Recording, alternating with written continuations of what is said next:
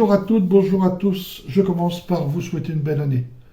Une belle année de santé, une belle année d'amour, plein de choses.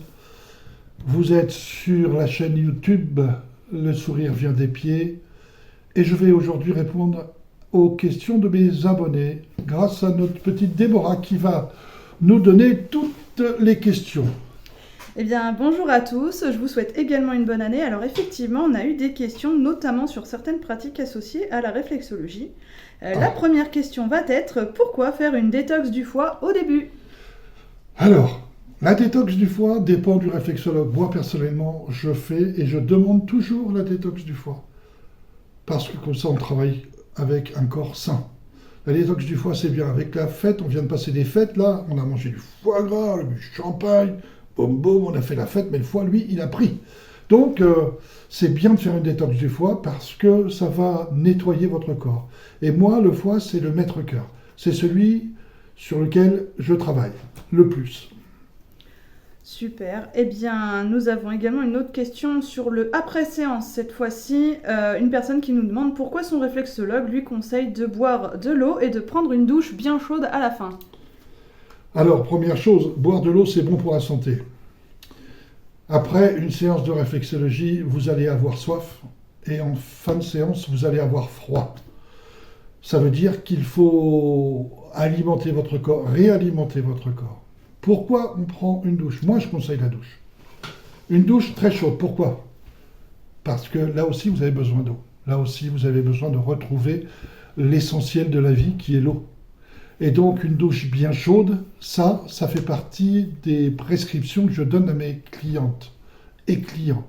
Et je leur conseille même de prendre une douche chaude, de se mettre en pilou-pilou, de se mettre sur le canapé ou dans leur lit et de faire une petite sieste ou même de se reposer. Voilà, c'est important le repos après une séance. Eh bien justement, ça tombe bien parce que notre troisième question était pourquoi demander de se reposer après une séance? Ah ben parce que, dites donc, sur une séance de réflexologie, on fait plein de points. Moi, je fais une moyenne de 150 points par pied. On va toucher le foie, le cœur, l'estomac, les intestins. On touche plein de choses. Et suivant la pathologie de la personne qui vient me voir, on fait plein de points. Parce que c'est facile de dire, attendez, hop, fais ce point-là, ça va te soigner. Non, non, non, non, non. C'est pas ça la réflexologie. La réflexologie, c'est plein de points qui vont amener à un endroit précis. Donc, ça fatigue, hein, c'est important. Après une séance, on est fatigué et on a froid. On a une abonnée qui nous demande si, au-delà de toutes ces préconisations, il y a d'autres choses qui sont intéressantes à mettre en place pour optimiser les résultats. Après une séance de réflexologie, on va essayer de ne pas aller labourer son champ ou de ne pas aller faire de la cuisine ou autre, il faut se reposer. Sinon, ça ne sert à rien. Et les séances de réflexologie, c'est pas toutes les semaines. Si on vous propose d'aller faire une séance de réflexologie la semaine après votre rendez-vous, c'est pas cool. Une semaine, en règle générale, c'est 3 semaines. On laisse passer 3 semaines et à la 3e semaine, on vient. Voilà. Toutes les 3 semaines un rendez-vous, c'est pas mal. Super. Eh bien, on a une dernière question qui touche à l'éthique. La personne nous demande quelles sont les pratiques en réflexologie qui doivent nous mettre en alerte lors d'une séance, qui doivent nous dire attention, fuyez. C'est-à-dire qu'une séance de réflexologie dure en moyenne 45 minutes. En moyenne. Tout dépend des personnes, ça dépend de l'âge. Mais en moyenne, c'est 45 minutes, même plus, ça dépend si on est bavard. Moi, je suis bavard, ça dure plus longtemps. Mais après, il y a des choses qu'il faut fuir. Si le réflexologue vous prend 15 minutes en vous disant voilà, c'est bien, madame, monsieur, vous avez fini, terminé.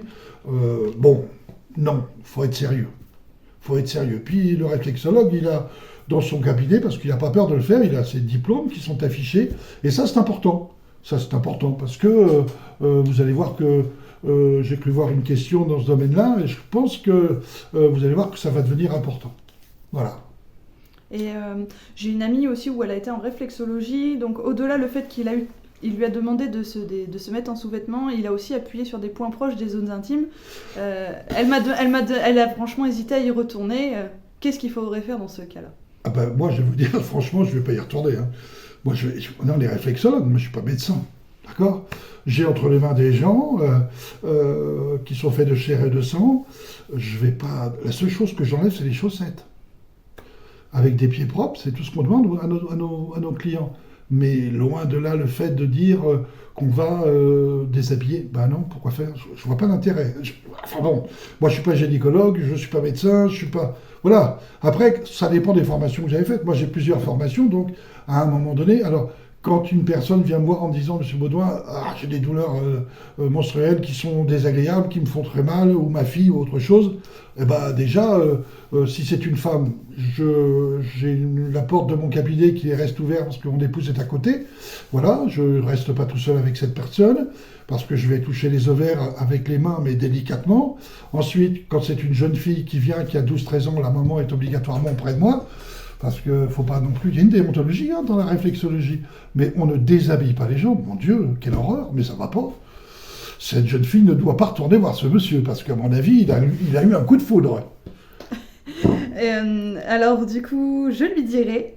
Une question me vient. Est-ce qu'il y a une prise en charge mutuelle sur la réflexologie? Alors, j'ai cru entendre, pas sûr, hein, c'est à mettre entre parenthèses, j'ai cru entendre que depuis le 1er janvier, les mutuelles remboursent, certaines mutuelles, ça dépend de l'option que vous avez pris, certaines mutuelles remboursent les séances de réflexologie ou de sophrologie ou des autres, à condition qu'il y ait un diplôme au bout de la clé.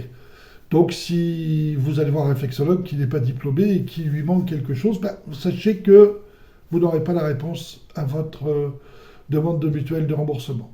Voilà. Très bien. Eh bien, écoutez, nous avons répondu aux questions qui ont été posées aujourd'hui. Je vous remercie. D'accord. Eh bien, écoutez, moi, je vais vous souhaiter une bonne fin de journée.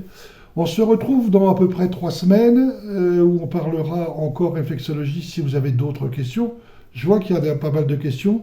N'oubliez pas d'appuyer sur le petit bouton pour vous abonner parce que plus on a d'abonnés, plus on va pouvoir diffuser de choses. Puis on parlera... Pas la prochaine émission, mais les prochaines émissions, on va parler d'autres techniques. La sophrologie, on va parler de la kinésiologie.